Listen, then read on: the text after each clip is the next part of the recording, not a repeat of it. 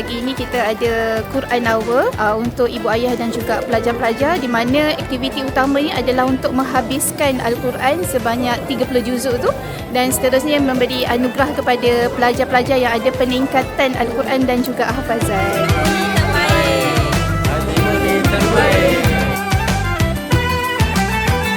Majlis mengumumkan ketibaan tetamu-tetamu kehormat Majlis Quran Hour Hati Murni 2026 dan Hari Apresiasi Peningkatan Al-Quran dan Hafazan 2025 mengalu-alukan ke dalam Dewan.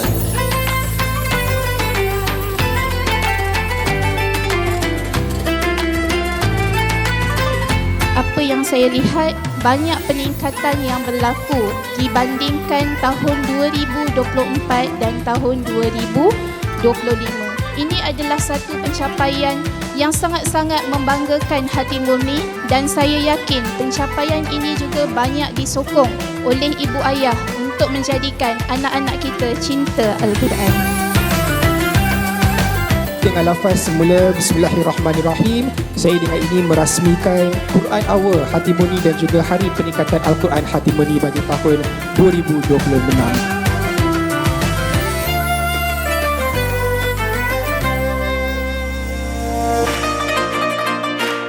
Bismillahirrahmanirrahim.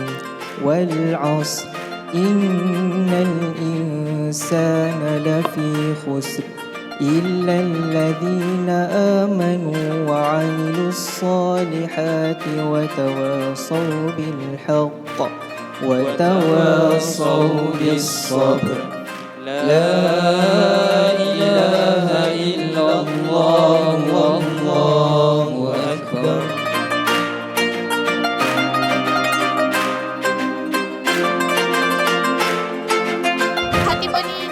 Berjaya mengadakan program Quran Hour Hati Murni, which is sebenarnya adalah program untuk tahun yang ketiga lah kita adakan Quran Hour. Syukurnya pula pada tahun ini kita adakan pada hari yang betul-betul hari kena dengan nuzul Al-Quran. Jadi program ini dihadiri oleh lebih kurang 1,500 orang hadir pada program hari ini, dan dalam masa yang sama juga pada hari ini kita memberi anugerah kepada peningkatan Al-Quran dan juga hafazan di Hati Murni.